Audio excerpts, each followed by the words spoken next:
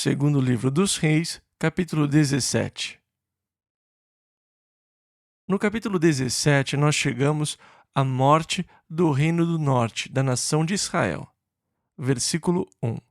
No ano 12º de Acás, rei de Judá, e este é o rei do Reino do Sul.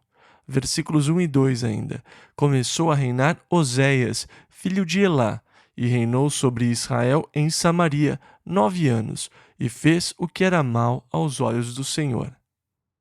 E infelizmente, Israel não teve um só rei sobre o qual não tenha sido testificado que fez o que era mal aos olhos do Senhor. Nenhum só rei de Israel seguiu o Senhor desde o reinado de Jeroboão, quando o reino foi dividido em reino do norte e do sul. De Jeroboão em diante, todos os reis fizeram mal aos olhos do Senhor. É interessante que o que o rei faz, geralmente, é o que a nação faz. E se as nações vão seguir ou abandonar Deus, vai depender grandemente da influência do rei. Então, os assírios subiram contra eles.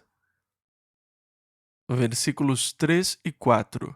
Contra ele subiu Salmaneser, rei da Assíria, e Oséias ficou sendo servo dele, e pagava-lhe tributos. Porém, o rei da Assíria achou em Oséias conspiração, porque enviara mensageiros a So, rei do Egito. Eles tomaram o dinheiro que deveriam ter pago como tributo e mandaram ao rei do Egito para contratar mercenários que lutassem contra a Assíria. Versículo 5. Porque o rei da Assíria subiu por toda a terra e veio até Samaria. Eles cercaram a cidade e a capturaram, e prenderam o rei, e colocaram-no na prisão. E a cercou 3 anos. No 9º ano de Oséias, o rei da Assíria. Vamos ler então o versículo 6. O rei da Assíria tomou a Samaria e levou Israel cativo para a Assíria, e fê-los habitar em Ala e em Abor, junto ao rio de Gozã, e nas cidades dos Medos. Agora Deus começa a enumerar as acusações contra Israel e lista os motivos por que caiu Israel. Que um dia foi uma grande nação poderosa. O povo que um dia foi conhecido como povo de Deus e que fora forte e poderoso, e Deus relaciona suas acusações contra eles, os motivos que os levaram a se tornar fracos, os motivos pelos quais eles foram derrotados e caíram para os inimigos. Versículo 17.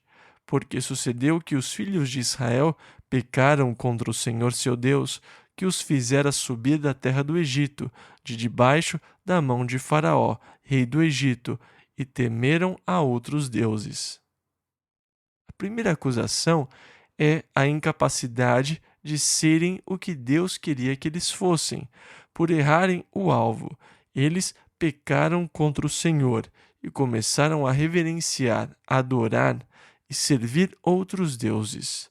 Isto foi causado em parte por não interpretarem corretamente a sua história. E eles foram incapazes de entender que era Deus quem os tornava grandes.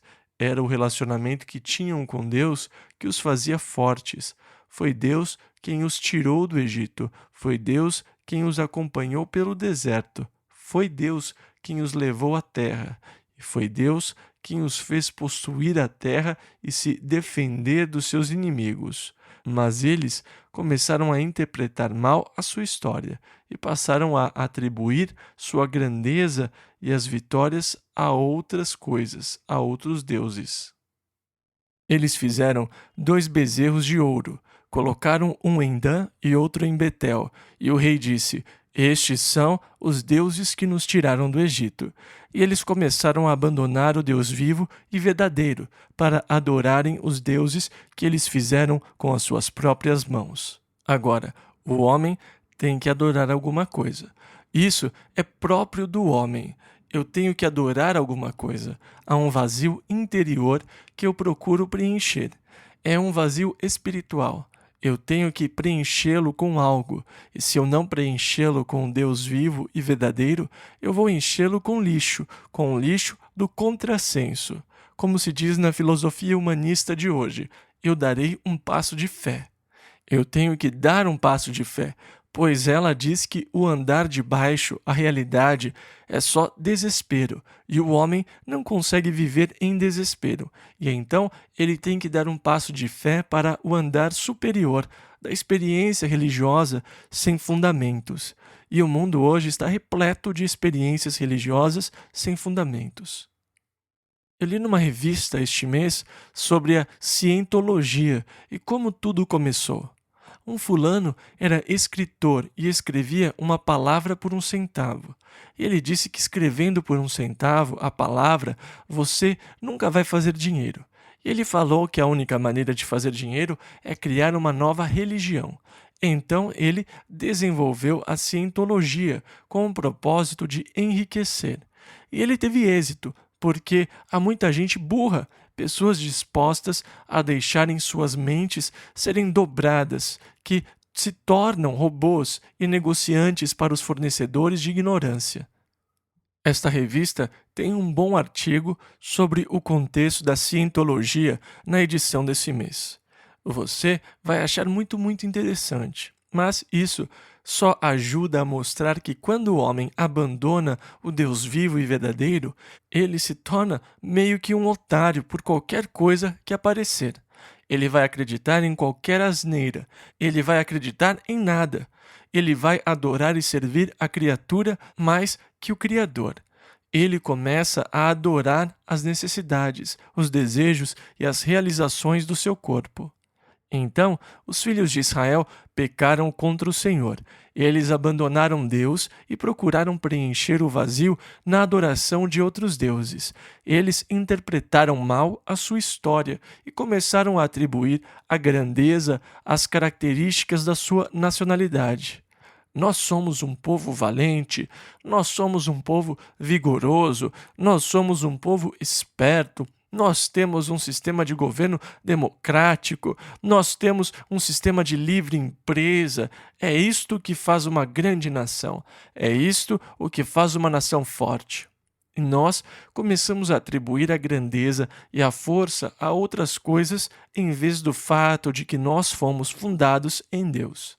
E que Deus foi a força, porque Deus era o coração da nação. Então, nós éramos fortes por causa da força moral que estava no coração da nação, porque o povo adorava e servia a Deus.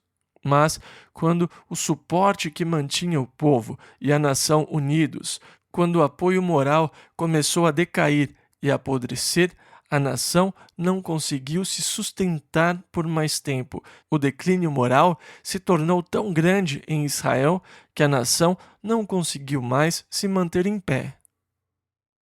Versículo 9 ao 15. E os filhos de Israel fizeram secretamente coisas que não eram retas contra o Senhor seu Deus, e edificaram altos em todas as suas cidades, desde a torre dos atalaias até a cidade fortificada, e levantaram para si estátuas e imagens do bosque em todos os altos outeiros e debaixo de todas as árvores verdes, e queimaram ali incenso em todos os altos, como as nações que o Senhor expulsara de diante deles, e fizeram coisas ruins para provocarem a ira o Senhor. E serviram os ídolos, dos quais o Senhor lhes dissera: não fareis estas coisas. E o Senhor advertiu a Israel e a Judá pelo ministério de todos os profetas e de todos os videntes, dizendo: convertei-vos de vossos maus caminhos e guardai os meus mandamentos e os meus estatutos, conforme toda a lei que ordenei a vossos pais e que eu vos enviei pelo ministério de meus servos, os profetas. Porém, não deram ouvidos, antes endureceram a sua cerviz, como a cerviz de seus pais, que não creram no Senhor seu Deus, e rejeitaram os seus estatutos e a sua aliança que fizera com seus pais, como também as suas advertências, com o que protestara contra eles, e seguiram a vaidade e tornaram-se vãos. É sempre este o resultado da vaidade. Você se torna vão. A palavra vão quer dizer vazio. Se você segue o vazio, você se torna vazio. Agora, é interessante que as pessoas hoje estejam seguindo o vazio na sua busca pela felicidade. Parece que o objetivo do homem hoje é ser feliz, e todos nós fazemos um conceito do que é necessário para ser feliz. A felicidade é. E cada um de vocês termina a sentença de um jeito, porque cada um de vocês tem em mente o que acha necessário para ser feliz. A felicidade é $1 milhão no banco. O banco pode fechar amanhã. A felicidade é um iate. A felicidade é uma casa numa ilha. A felicidade é. Você sabe o que é. A felicidade é uma experiência que resulta de um relacionamento correto com Deus.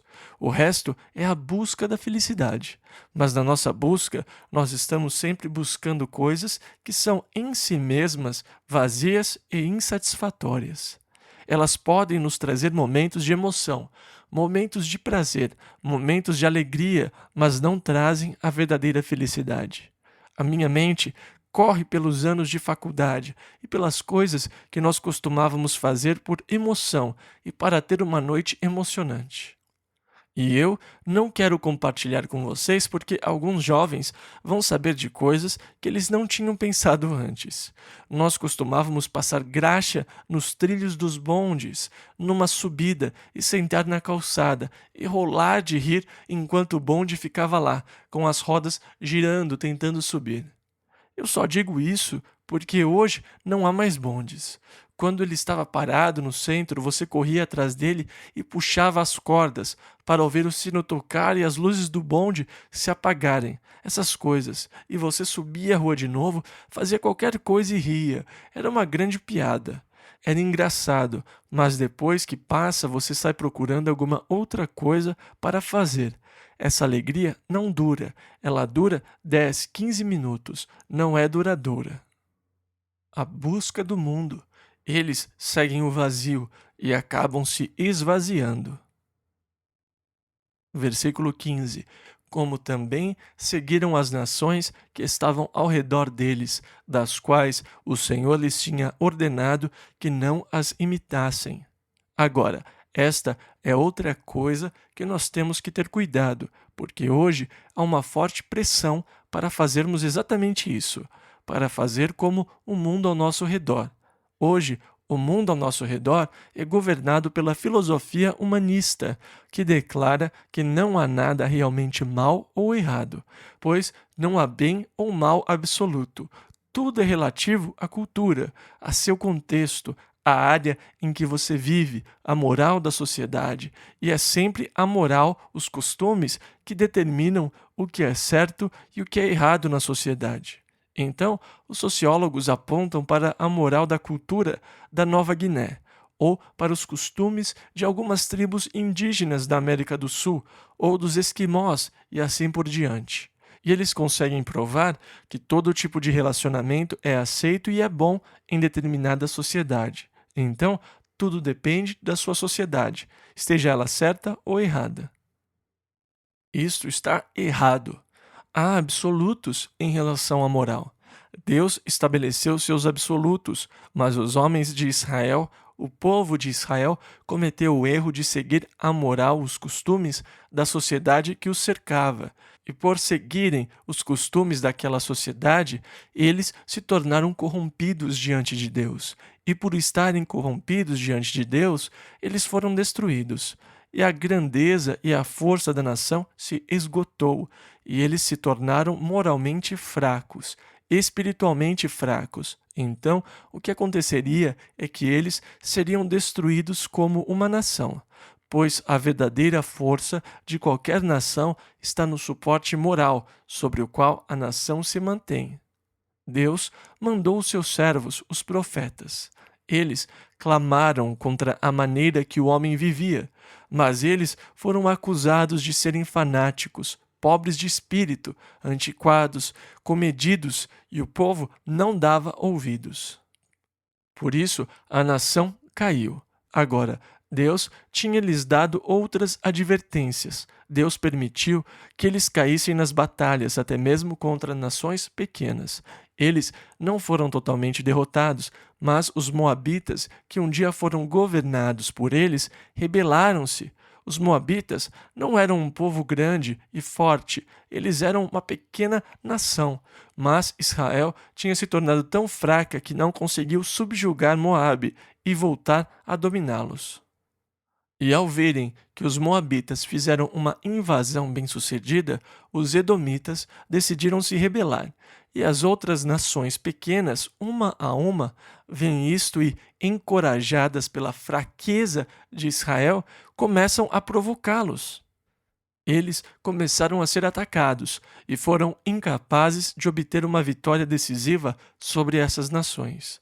E mesmo assim, eles não reconheceram a sua fraqueza. Mesmo assim, eles foram enganados como Sansão, uma vez que seu cabelo foi cortado e o seu voto diante de Deus foi quebrado. Ele não sabia que estava fraco como os outros homens. E quando Dalila disse: Sansão, os filisteus vieram pegá-lo, ele disse: eu vou me soltar como das outras vezes e vou persegui-los. E ele não sabia que o Espírito do Senhor o tinha deixado. E ele caiu pelas mãos dos filisteus, porque sem o poder do Espírito de Deus, ele era fraco como qualquer um. E sem Deus, a nossa nação é fraca, como qualquer outra. A nossa nação se afastou de Deus. Nós deixamos de ter Deus no coração e no centro da nossa vida nacional. E embora em Deus confiamos, ainda seja impresso nas nossas moedas, parece quase uma paródia, né? E embora a Bíblia tenha sido o primeiro livro usado nas escolas e o único livro usado na primeira escola pública da América, hoje, por causa das decisões da Suprema Corte, nós não podemos nem mesmo ter uma aula bíblica numa escola pública que as crianças assistam conforme a sua vontade. Nem pode haver orações feitas na sala de aula. Agora, é claro que as crianças violam essa lei sempre que chega a época de provas. A nação se tornou fraca. E agora, nações pequenas estão começando a nos provocar. A Coreia do Norte parece que somos incapazes de derrotá-los. Irã zomba de nós. Eles estão se aproveitando de nós. Eles sabem que nós estamos fracos demais para reagir, para responder. E em breve será outra nação. E depois dela, outra. Porque nós provamos a nossa incapacidade de reagir ou de responder, e isso só encoraja o inimigo. E é só uma questão de tempo até que a Rússia faça um movimento. E acreditem, se nós não conseguimos derrotar os pequenos vassalos da Rússia, como podemos esperar derrotar a própria Rússia? Não podemos.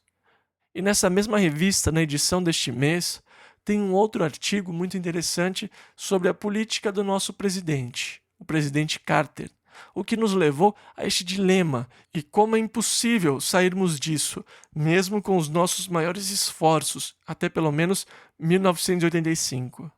Você tem tudo isso num artigo muito fascinante dessa revista na edição desse mês. E olha que eu não ganho nenhuma comissão dessa revista. Então, a morte de uma nação.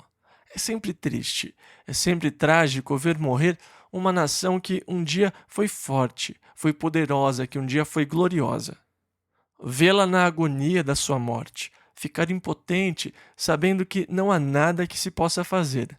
Nós vemos a nossa nação hoje em agonia de morte. As mesmas condições que predominaram em Israel predominam na nossa nação hoje. Nós demos as costas a Deus. Nós fizemos do materialismo, do prazer, da realização intelectual as principais paixões das nossas vidas. Nós nos desviamos do Deus vivo e verdadeiro. Nós nos tornamos fracos. Nós falhamos em perceber que era Deus que nos fazia fortes, que era a graça de Deus derramada sobre nós que nos fez uma poderosa nação. E nós começamos a atribuir a grandeza a outras coisas. E nós começamos a atribuir a grandeza a outras coisas e a declarar louvores ao sistema de livre iniciativa, ou ao sistema democrático de governo, em vez de louvar e agradecer a Deus pela sua força e por tudo o que ele fez. E eu estou convencido de que, a não ser que haja um grande avivamento espiritual e uma volta para Deus nos Estados Unidos, nós cairemos antes de 1985. Então, Deus faz a sua acusação contra eles, e no versículo 23 ele conclui: Até que o Senhor tirou a Israel de diante da sua presença, como falara pelo ministério de todos os seus servos, os profetas. Assim foi Israel expulso da sua terra, a Assíria, até ao dia de hoje. No ano 721 a.C., o reino do norte caiu diante da Assíria, e o rei da Assíria tinha um costume: ele tirava os povos da terra, todos eles, e os levava a outros lugares, espalhando-os e colocando-os em lugares estranhos. Seria como se a Rússia nos derrotasse e retirasse todas as pessoas dos Estados Unidos e levasse para diversas províncias da Rússia, para a região do Cáucaso, descendo para as áreas da Estônia, subindo para a Letônia e Sibéria. E de repente você está morando numa cidade onde talvez haja somente 3 outros americanos e 100 mil russos. Você não fala a língua deles. Tudo é desconhecido, é uma cultura desconhecida. Você está completamente alienado. Você está desmoralizado. Vocês não têm como se reunir para se rebelarem contra esse tipo de anistia. E essa era a prática dos assírios. Eles subjugam os inimigos de tal forma que não há como se recuperar. E eles o recolocam em outras áreas onde eles não têm chance de se reunirem e formarem uma rebelião contra o que aconteceu a eles. Então, foi isso que aconteceu com a nação de Israel pela Assíria. Eles foram dispersos, as 10 tribos do reino do norte.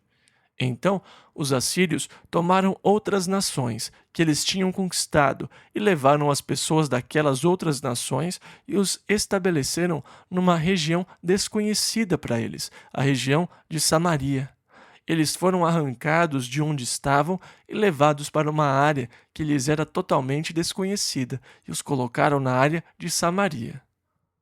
Versículo 25: E sucedeu que, no princípio da sua habitação ali, na Samaria, na parte norte de Israel, não temeram ao Senhor, e o Senhor mandou entre eles leões que mataram alguns deles.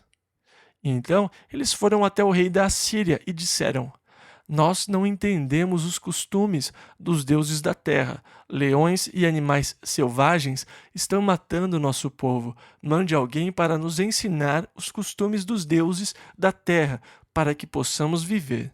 Então o rei pegou um dos sacerdotes e o mandou de volta a Samaria, e o sacerdote os ensinou os costumes do Senhor. E então temos uma passagem interessante. Versículo 33. Assim temiam ao Senhor, mas também serviam a seus deuses. E esse é o retrato de tantas pessoas hoje. Elas respeitam o Senhor, elas reconhecem o Senhor, elas reverenciam o Senhor, mas elas servem aos seus próprios deuses. Elas até cantam louvores ao Senhor. Elas ouvem gravações sobre o Senhor. Elas reconhecem que o Senhor existe, mas quando se trata da sua vida e estilo de vida, elas, na verdade, servem a outros deuses. Agora, Jesus disse, lá em Mateus 6, versículo 24, Ninguém pode servir a 2 senhores, porque ou há de odiar um e amar o outro, ou se dedicará a um e desprezará o outro. Não podeis servir a Deus e a Mamom, que era outro deus daqueles dias, o deus do poder representado pelo dinheiro.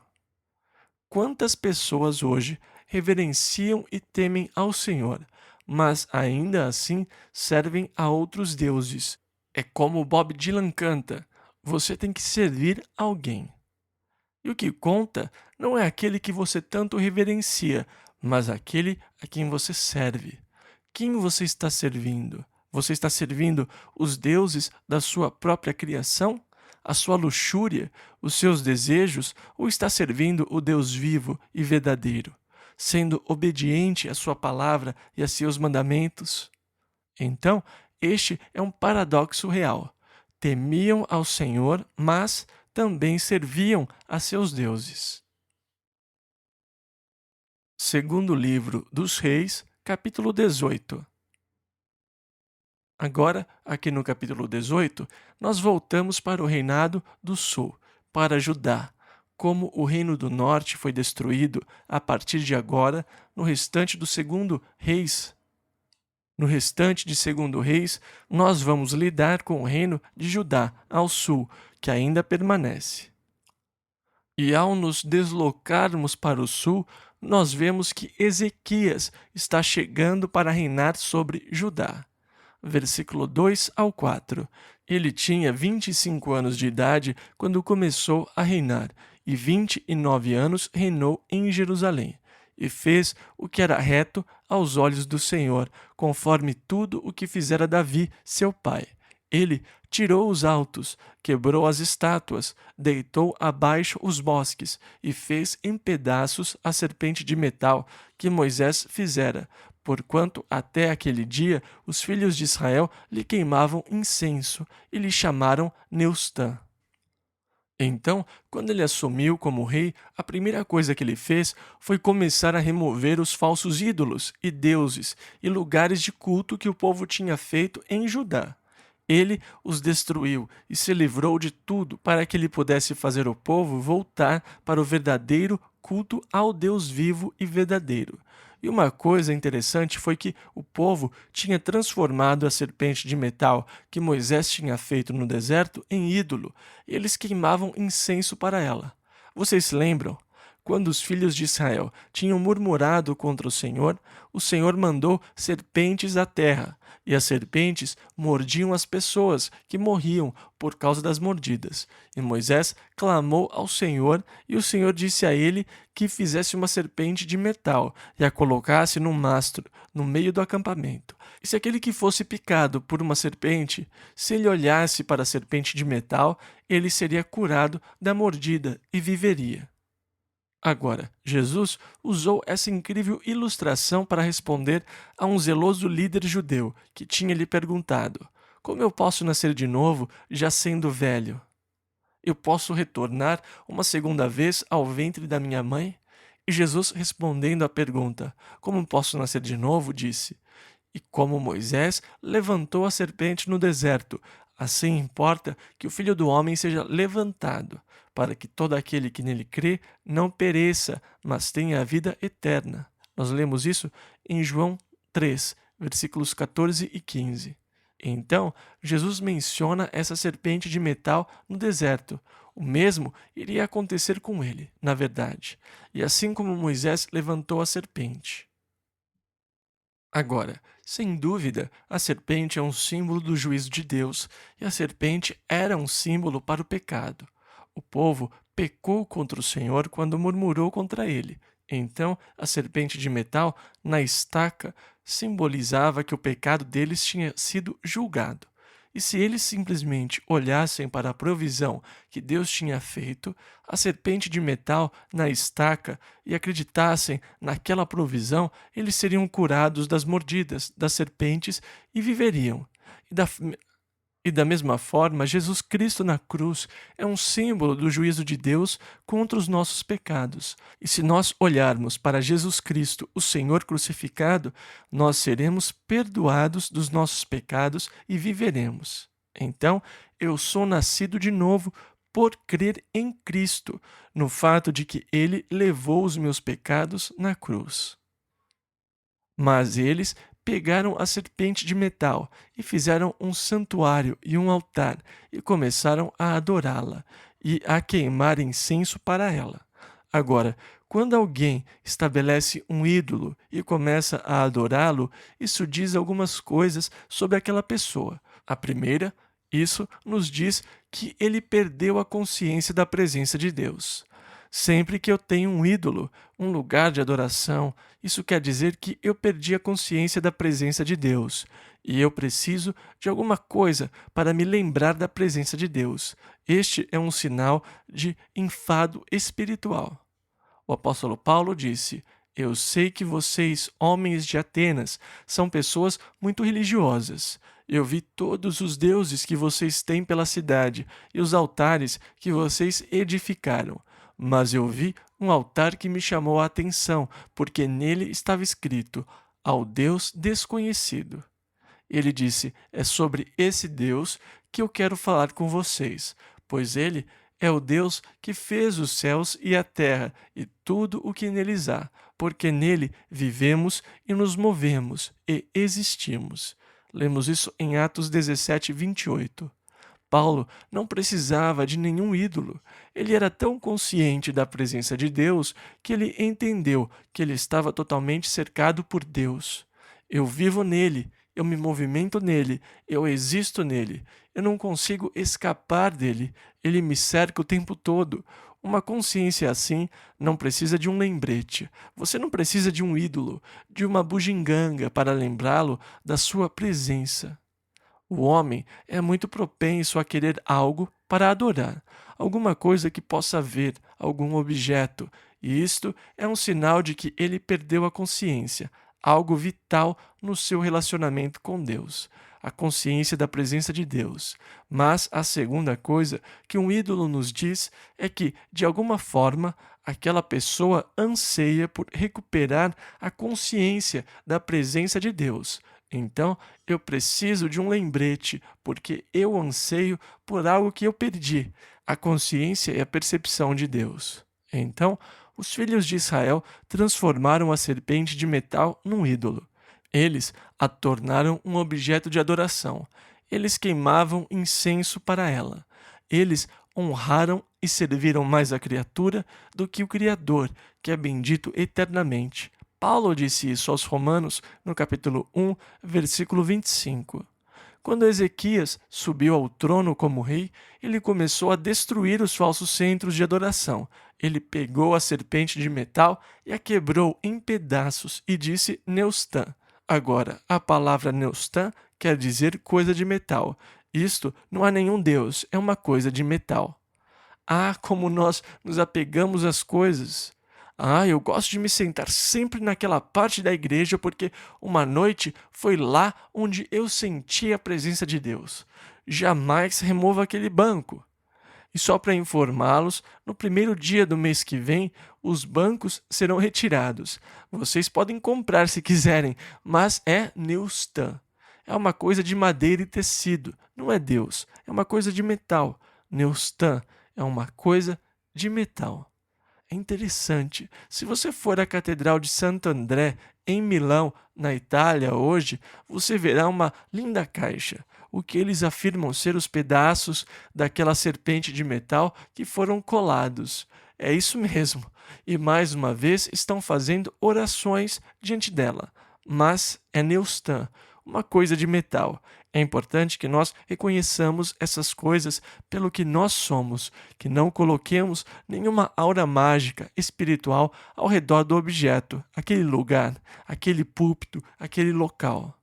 Então, Ezequias iniciou uma tremenda reforma religiosa. Versículos 5 ao 7. No Senhor Deus de Israel confiou, de maneira que, depois dele, não houve quem lhe fosse semelhante entre todos os reis de Judá, nem entre os que foram antes dele. Porque se chegou ao Senhor, não se apartou dele, e guardou os mandamentos que o Senhor tinha dado a Moisés. Assim foi o Senhor com ele. Quando nós chegarmos a 2 Crônicas, quando Asa volta da sua vitória sobre a enorme força etíope, um profeta se encontra com ele e diz: O Senhor está convosco, enquanto vós estáis com ele, e se o buscardes, o achareis, porém, se o deixardes, vos deixará. Agora, Ezequias estava comprometido com o Senhor. Ele obedecia os mandamentos do Senhor. Ele apegou-se ao Senhor e o Senhor estava com ele. A consequência inevitável do compromisso com o Senhor. O Senhor não apenas estava com ele. Versículo 7. para onde quer que saía, se conduzia com prudência, e se rebelou contra o rei da Assíria, e não o serviu. Agora, o rei da Assíria tinha descido até a área dos filisteus e tinha destruído a cidade de Gaza e todas as cidadezinhas ao redor. Versículo 9 ao 14. E sucedeu no 4º ano do rei Ezequias, que era o 7º ano de Oséias, filho de Elá, rei de Israel, que Salmaneser, rei da Assíria, subiu contra Samaria e a cercou, e a tomaram ao fim de 3 anos, no ano 6º de Ezequias, que era o ano 9º de Oséias, rei de Israel, quando tomaram Samaria. E o rei da Assíria transportou a Israel para a Assíria, porquanto não obedeceram à voz do Senhor seu Deus, antes transgrediram a sua aliança. Porém, no ano 14º do rei Ezequias, subiu Senaqueribe, rei da Assíria, contra todas as cidades fortificadas de Judá, e as tomou. Então Ezequias, rei de Judá, enviou ao rei da Assíria, a Laques, dizendo: Pequei, retira-te de mim, tudo o que me impuseres suportarei. Em outras palavras, ele se ofereceu para se render a Senaqueribe, e este colocou sobre Ezequias um tributo de 300 talentos de prata e 30 talentos de ouro. Versículo 15 ao 17. Assim deu Ezequias toda a prata que se achou na casa do Senhor e nos tesouros da casa do rei.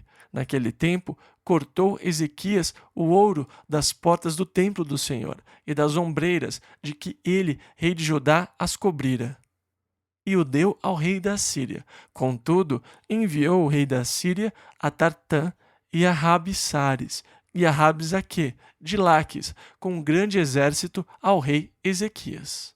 Eles foram até o muro, e o primeiro-ministro de Ezequias saiu, e aqueles homens começaram a dizer, versículo 19 ao 22.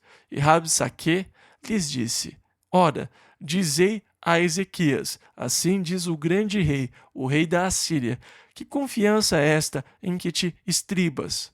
Dizes tu, porém são palavras só de lábios, há conselho e poder para a guerra. Em quem, pois, agora confias que contra mim te rebelas? Eis que agora tu confias naquele bordão de cana quebrada, no Egito, no qual, se alguém se encostar, entrar-lhe-á pela mão e a furará. Assim é Faraó, rei do Egito, para com todos os que nele confiam. Se, porém, me disserdes, no Senhor nosso Deus confiamos, porventura não é esse aquele cujos altos e cujos altares Ezequias tirou, dizendo a Judá e a Jerusalém, perante este altar vos inclinareis em Jerusalém? Agora, isso mostra quão pouco o povo conhecia Deus Jeová. Ele achou que os lugares altos e os altares, que na verdade eram altares pagãos, que tinham sido construídos por toda a terra, foram feitos para Jeová. Como as pessoas de fora entendem a nossa devoção a Jesus Cristo, o nosso culto, a nossa adoração a Ele?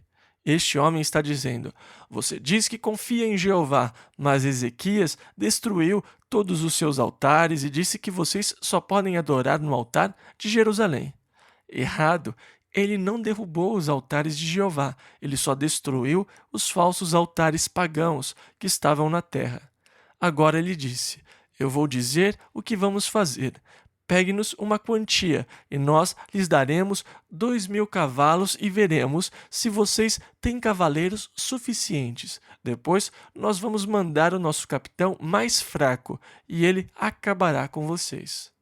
Quer dizer, ele estava se gabando e ameaçando o povo. Ele disse: escute, eu vou subir contra esse lugar e vou destruí-lo, porque Jeová me disse para fazê-lo. Ele começou a blasfemar contra Deus e a ameaçar o povo. Então os homens que estavam no muro disseram: Ei, não falem conosco em hebraico. Nós entendemos a língua dos assírios. Falem conosco na sua língua, e nós vamos dar a mensagem a Ezequias. Versículo 27. Porém, Rabsaque lhes disse: porventura, mandou-me meu senhor somente a teu senhor e a ti para falar estas palavras, e não antes aos homens que estão sentados em cima do muro? Mas ele continuou a falar em hebraico. Agora ele ameaça os que estão sobre o muro, dizendo em hebraico: Ei, não deem ouvidos a Ezequias. Ele diz que o Senhor poderá ajudá-los. Não acreditem nele. Vocês acham que Deus pode livrá-los das nossas mãos? Onde estão os deuses de todas as nações que nós já conquistamos? Os deuses deles não lhes ajudaram em nada, e o seu Deus não os ajudará. E começaram a ameaçar o povo que estava sobre o muro.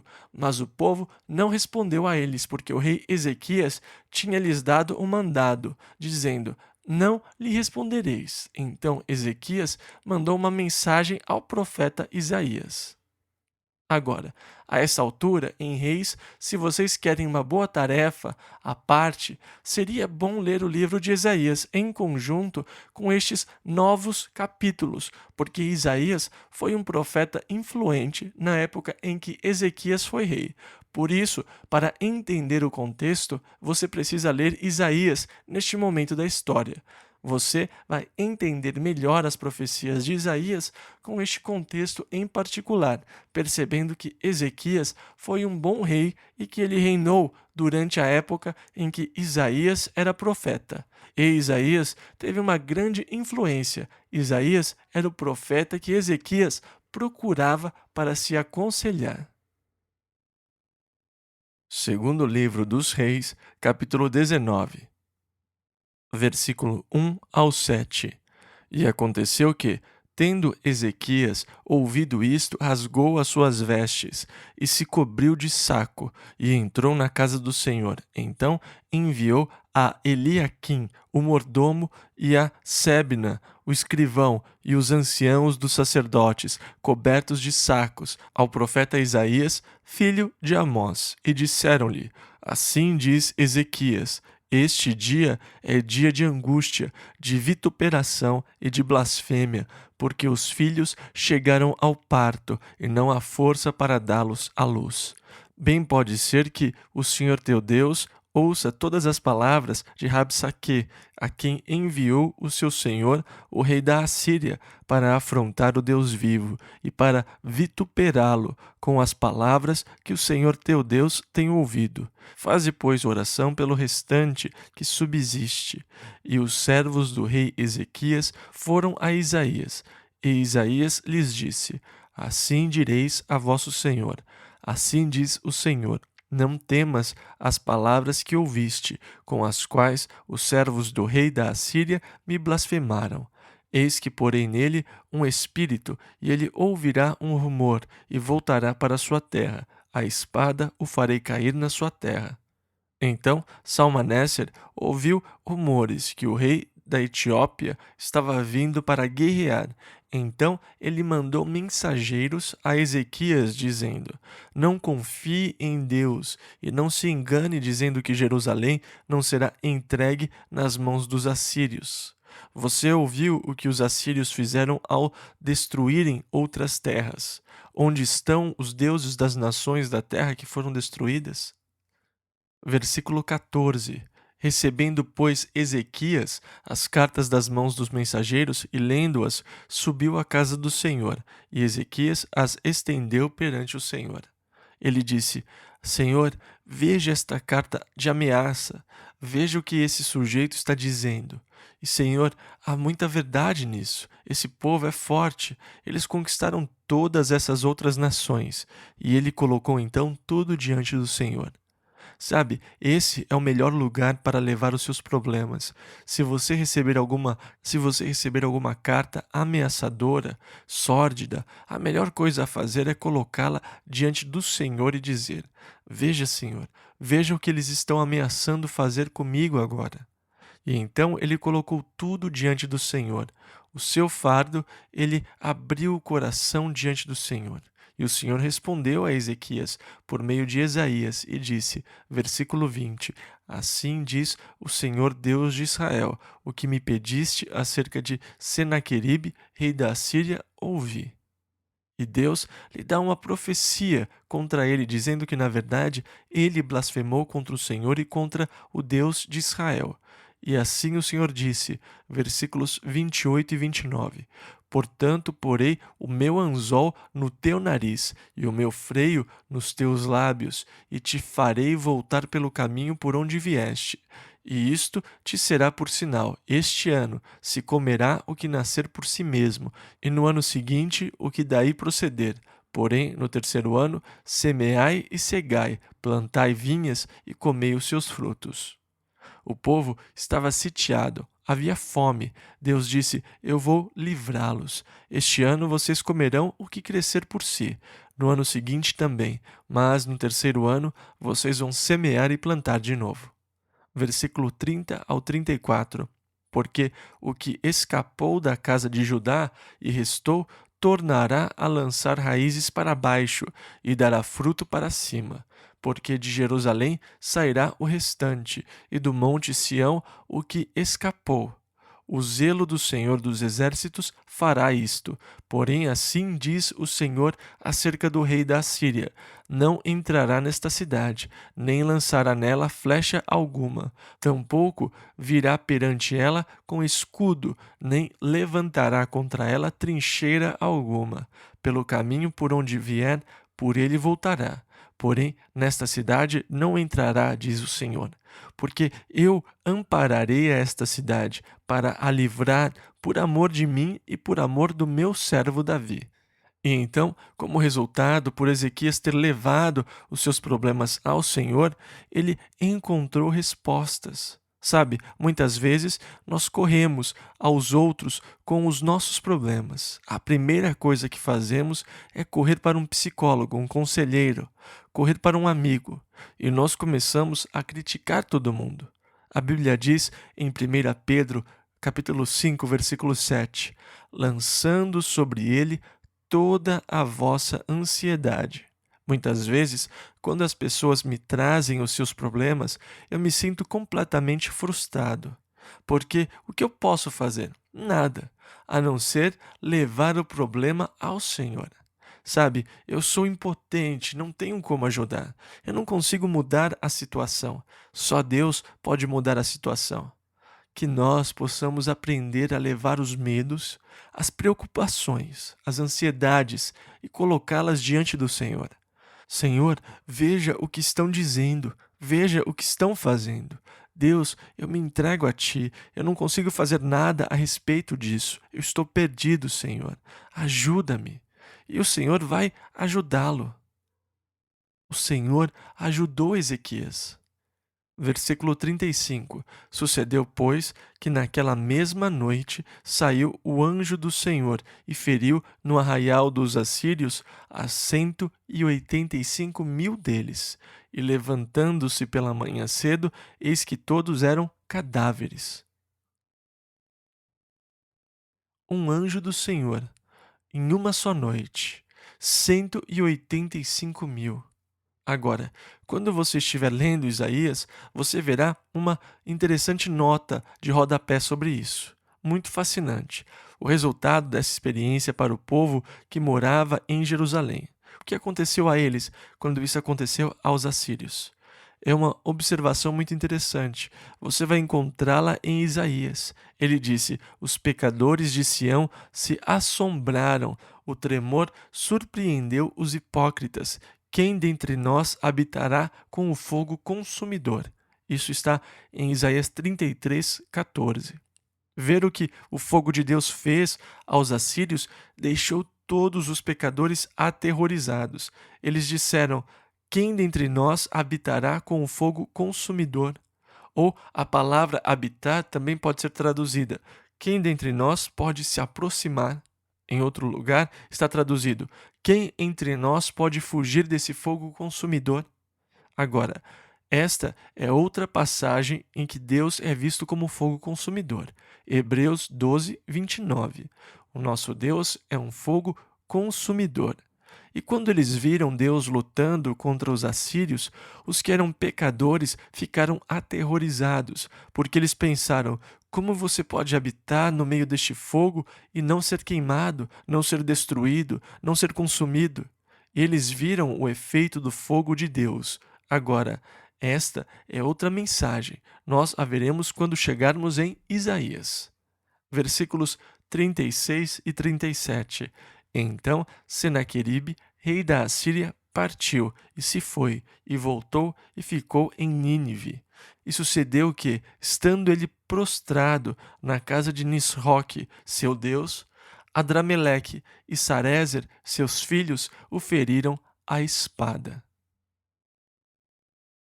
Segundo livro dos Reis, capítulo 20, versículo 1. Naqueles dias, adoeceu Ezequias mortalmente. Na verdade, ele estava morrendo. Versículo 1 ainda. E o profeta Isaías, filho de Amós, veio a ele e lhe disse: Assim diz o Senhor: põe em ordem a tua casa, porque morrerás e não viverás. A palavra do Senhor a Ezequias por meio de Isaías: põe em ordem a tua casa, porque morrerás e não viverás.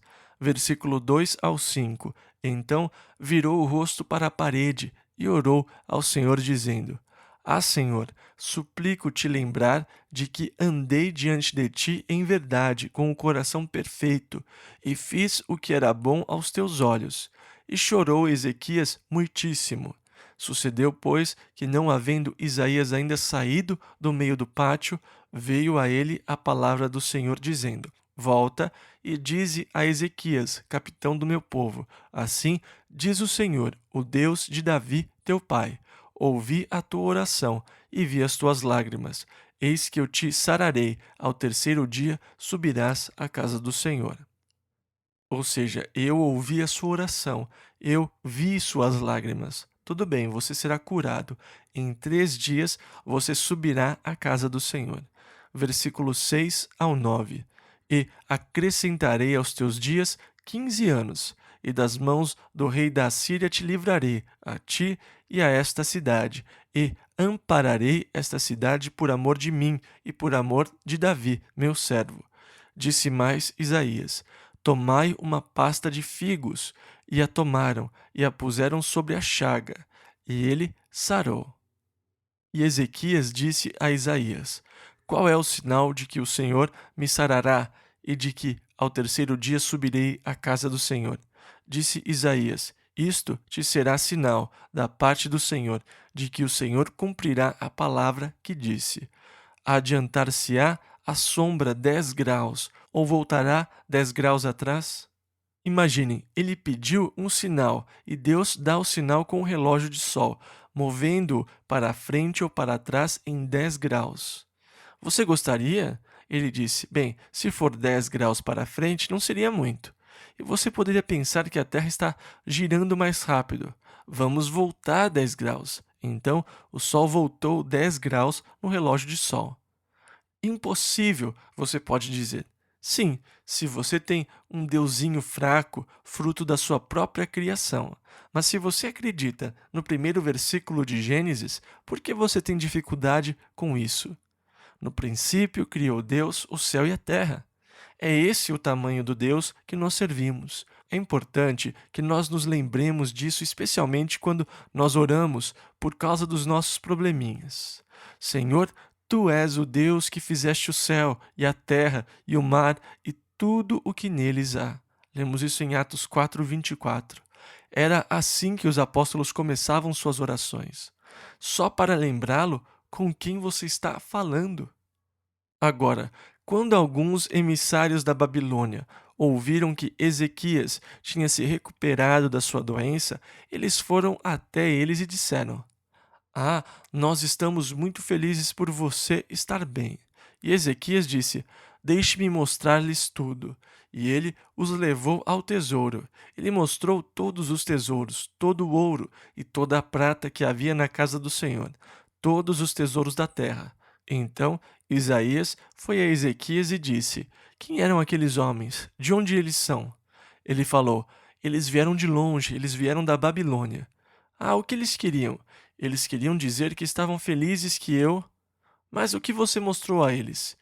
Eu mostrei a eles os tesouros. Quê? Quanto? Eu mostrei tudo. Ele disse: Isso foi uma tolice, porque todos aqueles tesouros que você mostrou a eles serão levados cativos à Babilônia. Ezequias disse: tudo bem. Ele falou: o que você quer dizer com isso que está tudo bem? Ele respondeu: bem, você disse que isso não vai acontecer nos meus dias. Versículo 20. Ora, o mais dos atos. Que jeito estranho, né, de encarar as coisas. Os demais atos de Ezequias estão registrados em 2 Crônicas e em Isaías.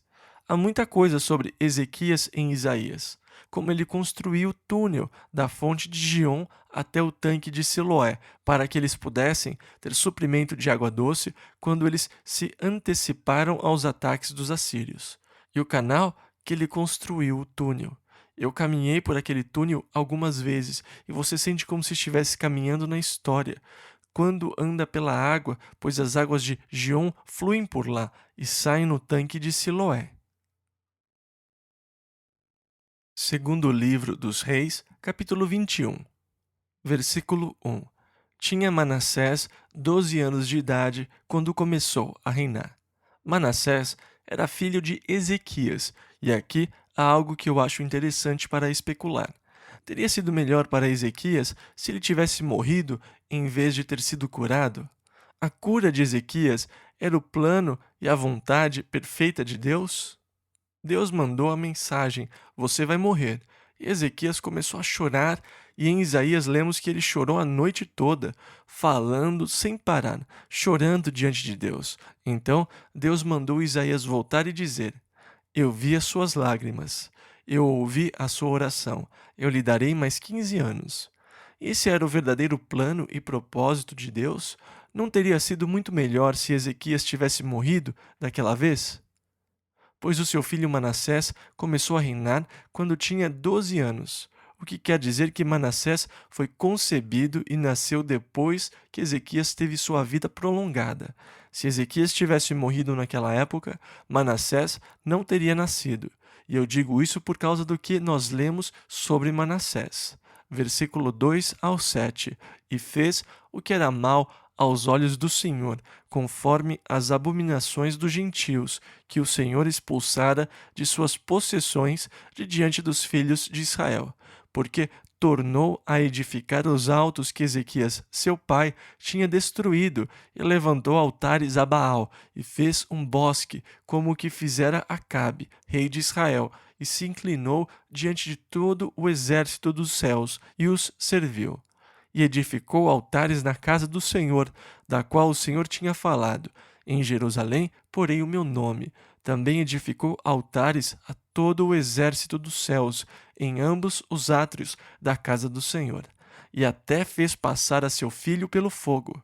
Adivinhava pelas nuvens, era agoureiro, e ordenou adivinhos e feiticeiros.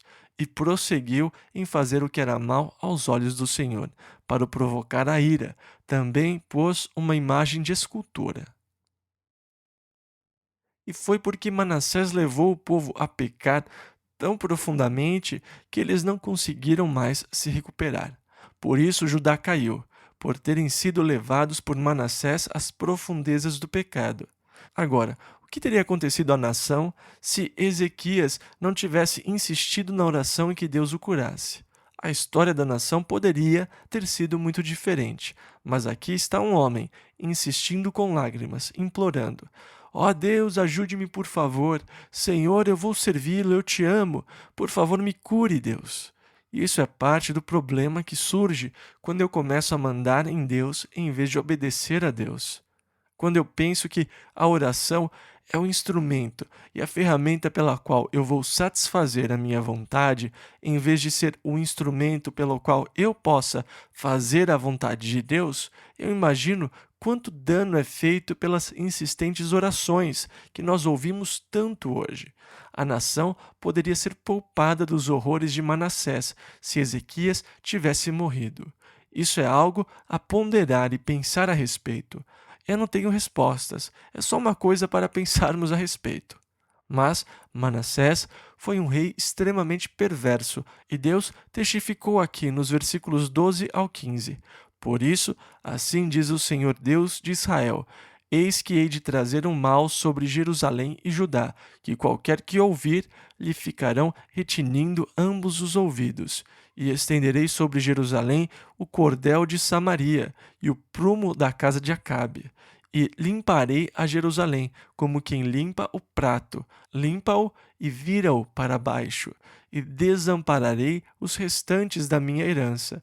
Entregá-los-ei na mão de seus inimigos, e servirão de presa e despojo para todos os seus inimigos, porquanto fizeram o que era mal aos meus olhos e me provocaram a ira. E assim por diante. Agora, no Novo Testamento nós lemos sobre os profetas de Deus, os homens de fé de Hebreus capítulo 11, homens de grande fé que fecharam bocas de leões, que sobreviveram ao fogo, que foram cerrados ao meio. Segundo a tradição e escrituras extracurriculares, Isaías é o homem que foi cerrado ao meio. Isso teria sido feito por Manassés, o filho perverso de Ezequias. Ele teria cerrado o profeta glorioso, profeta Isaías, ao meio. Foi um homem mau, perverso, que não teria existido se Ezequias não tivesse insistido que Deus o curasse. Versículo 18 ao 21. E Manassés dormiu com seus pais e foi sepultado no jardim da sua casa, no jardim de Uzá. E Amon, seu filho, reinou em seu lugar. Tinha Amon 22 anos de idade quando começou a reinar, e 2 anos reinou em Jerusalém. E fez o que era mal aos olhos do Senhor, como fizera Manassés, seu pai. E serviu os ídolos a que seu pai tinha servido, e se inclinou diante deles. Na verdade, ele cresceu nesse caminho. Ele foi um dos filhos que Manassés fez passar pelo fogo durante os rituais pagãos aos deuses pagãos. Versículo 23. E os servos de Amon conspiraram contra ele. Nesse passar pelo fogo, ele fez o seu filho andar pelo fogo. Sabe, eles entraram em transe e coisas desse tipo, e andaram sobre carvão. Mas reparem, o texto também diz que, juntamente com essas coisas, eles lidavam com espíritos familiares ou com espíritos demoníacos, e tudo isso é demonologia. Ele reinou por 2 anos, e os seus servos conspiraram contra ele. Versículos 23 e 24. E mataram o rei em sua casa, e o povo da terra pôs Josias, seu filho, rei em seu lugar. Segundo livro dos Reis, capítulo 22, versículos 1 e 2. Tinha Josias 8 anos de idade quando começou a reinar, e reinou 31 anos em Jerusalém, e fez o que era reto aos olhos do Senhor. Agora, neste ponto, você precisa ler a profecia de Jeremias, porque é aqui que ele começa a profetizar. Josias foi um bom rei em relação a reformas espirituais. Entretanto, a essa altura, o povo estava muito corrompido pelo que Manassés fez, e o movimento nascido de novo tornou-se popular, só porque o rei disse que ele tinha nascido de novo. Então, o movimento se tornou popular entre os meios de comunicação, mas não foi um movimento genuíno no coração do povo. Não foi uma experiência real. E de repente, o templo ficou cheio de gente de novo. Todo mundo estava lá. Ir ao templo estava na moda. E então Deus disse a Jeremias: vá ao templo, ao portão do templo, e quando as pessoas estiverem passando pelo portão, grite: não vos fieis em palavras falsas, dizendo: templo do Senhor, templo do Senhor, templo do Senhor é este. Mentiras, vazio. Eles não estão servindo a Deus de verdade. E sem dúvida Jeremias arranjou todo tipo de problema por causa das coisas que Deus lhe mandou dizer àqueles reis. Foi jogado no calabouço, foi lançado na prisão, ele passou por muitas dificuldades, e é aqui que Jeremias começou a profetizar.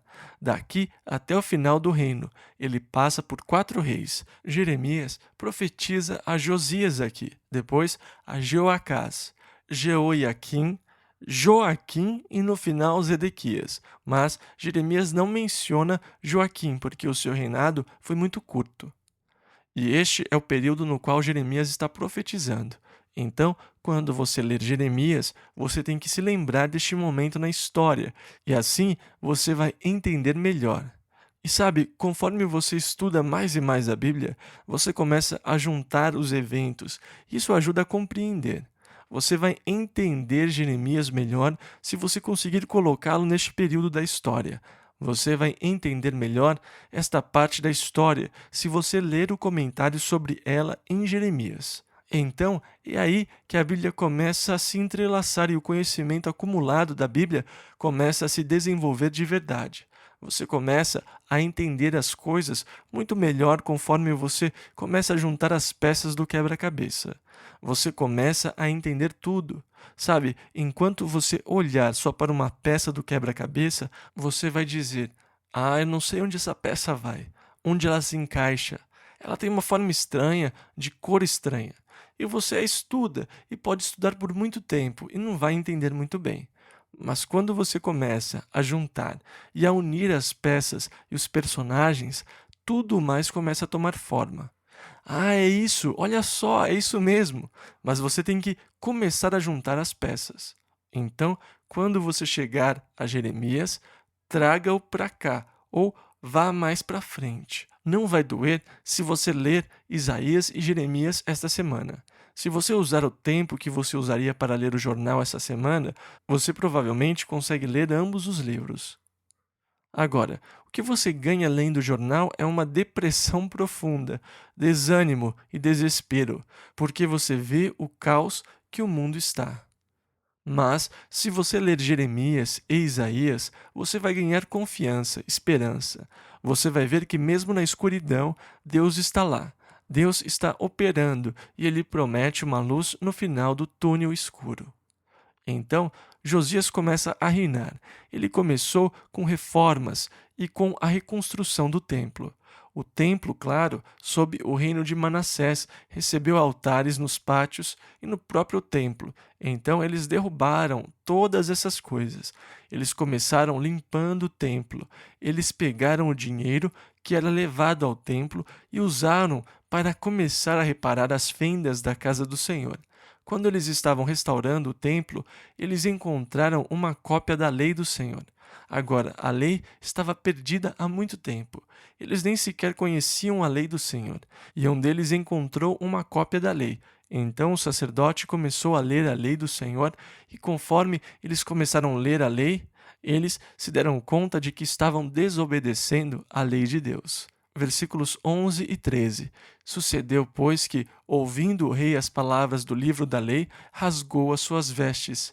Ele disse: Ide e consultai o Senhor por mim, pelo povo e por todo o Judá, acerca das palavras deste livro que se achou, porque grande é o furor do Senhor que se acendeu contra nós, porquanto nossos pais não deram ouvidos às palavras deste livro, para fazerem conforme tudo quanto acerca de nós está escrito. E então eles foram a Ulda, uma profetisa que estava com os profetas. Versículo 15 ao 20. E ela lhes disse: Assim diz o Senhor Deus de Israel: Dizei ao homem que vos enviou a mim: Assim diz o Senhor: Eis que trarei mal sobre este lugar e sobre os seus moradores, a saber, todas as palavras do livro que leu o rei de Judá. Porquanto me deixaram e queimaram incenso a outros deuses, para me provocarem a ira por todas as obras das suas mãos. O meu furor se acendeu contra este lugar, e não se apagará. Porém, ao rei de Judá, que vos enviou a consultar o Senhor, assim lhe direis: Assim diz o Senhor, Deus de Israel, acerca das palavras que ouviste. Porquanto o teu coração se enterneceu e te humilhaste perante o Senhor, quando ouviste o que falei contra este lugar e contra os seus moradores, que seria para assolação e para maldição, e que rasgaste as tuas vestes e choraste perante mim, também eu te ouvi, diz o Senhor. Por isso, eis que eu te recolherei a teus pais, e tu serás recolhido em paz à tua sepultura, e os teus olhos não verão todo o mal que hei de trazer sobre este lugar. Então tornaram a trazer ao rei a resposta. E foi assim: Josias ouviu a lei e rasgou as suas vestes. Ele chorou diante de Deus. Houve um verdadeiro arrependimento. Deus, o que nós temos feito, o que os nossos pais fizeram. E então consultaram o Senhor por meio da profetisa Hulda, e ele recebeu a mensagem de que a nação cairia. Entretanto, não seria durante o seu reinado. Então, ele ordenou que o povo se reunisse e que fosse lida a lei do Senhor a todo o povo. Segundo livro dos Reis, capítulo 24. Versículo 2: E o Senhor enviou contra ele as tropas dos caldeus, as tropas dos sírios, as tropas dos moabitas. De novo, a mesma coisa que aconteceu a Israel. Quando a fraqueza da nação foi exposta, todas as nações começaram a atacar. É perigoso para uma nação demonstrar fraqueza, porque isso encoraja todas as outras nações a atacar. Então, Jeoiaquim morreu e o seu filho Joaquim. Bem, é difícil, claro. Nós temos Jeoacás, Jeoiaquim, Joaquim, e fica um pouco difícil de acompanhar. Joaquim reinou no seu lugar, e durante o seu reino, Nabucodonosor veio e conquistou Jerusalém. Ele levou 10.000 cativos com ele para a Babilônia. E é aqui onde você pode ler o livro de Daniel. Daniel era um dos 10.000 que foram levados para a Babilônia nesse primeiro cativeiro. E Daniel era um dos príncipes. Na verdade, ele tinha parentesco com Davi. Ele era da família de Davi, da família real de Davi. Ele foi levado como cativo para a Babilônia e foi preparado nas escolas babilônicas para que pudesse servir na corte de Nabucodonosor. Ele se tornou um grande estadista no reino babilônico. Ele se tornou um grande estadista e líder no subsequente Império Medo-Persa. Então, isto nos leva a Daniel. Nós estamos começando a ver os profetas neste período particular da história. Os babilônicos fizeram de Zedequias o novo rei, e ele tinha 21 anos quando começou a reinar. Ele reinou por 11 anos. Ele se rebelou contra Nabucodonosor. Então, Nabucodonosor fez sua segunda invasão, na qual ele sitiou Jerusalém. E então ele quebrou os muros da cidade. Ele quebrou e botou fogo no templo de Deus, e em todas as casas de Jerusalém e no palácio do rei. Pouco antes dos babilônicos cercarem Jerusalém, o rei e um grupo de homens tentaram fugir durante a noite. Eles saíram por um dos portões e fugiram para o deserto, mas os babilônicos os perseguiram e os alcançaram perto de Jericó, onde os filhos de Zedequias foram mortos diante dele. Ele os viu matarem os seus filhos, e assim que terminaram, eles furaram os seus olhos e o levaram cativos para a Babilônia. Zedequias morreu na Babilônia. E havia uma profecia interessante em Jeremias, capítulo 32, a respeito de Zedequias, como ele seria levado, sugerindo a cegueira. Diz que ele iria ver os seus filhos morrerem e que seria levado cativo para a Babilônia. E assim a profecia de Jeremias se cumpriu. Agora, eles só deixaram os mais pobres na terra para guardar as vinhas e coisas assim. Os demais foram levados cativos ou mortos. Eles colocaram um sujeito no comando, Gedálias, uma espécie de governador sobre a terra. Mas, depois de um tempo, alguns do povo rebelaram-se contra Gedálias. Ele foi assassinado. Eles o mataram e depois eles ficaram com medo. Eles pensaram, quando Nabucodonosor souber, ele vai mandar nos matar. Então o restante do povo que tinha ficado na terra fugiu para o Egito, e assim vocês têm a morte de Judá.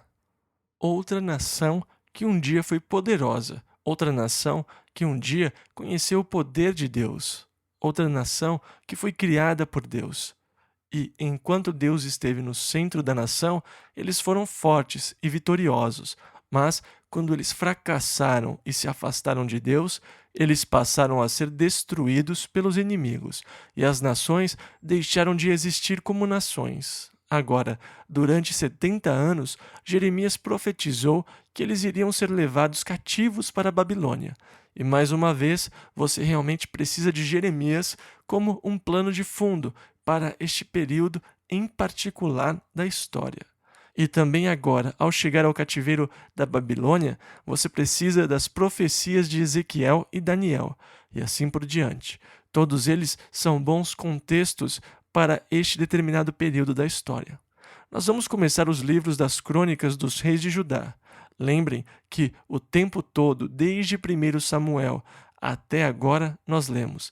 E os demais atos, porventura, não estão registrados nas crônicas dos reis de Judá? Então, você vai ter mais detalhes de muitos dos reis de Judá, não dos reis de Israel. Nós não temos as crônicas dos reis de Israel. Estes são, mais ou menos, registros oficiais da corte, documentos da corte que registram os reinados dos reis, seus feitos e tudo mais que veremos no estudo de crônicas. Então, de certa forma, ele fala do mesmo período histórico, desde Saul até Zedequias, liderando com os reis de Judá.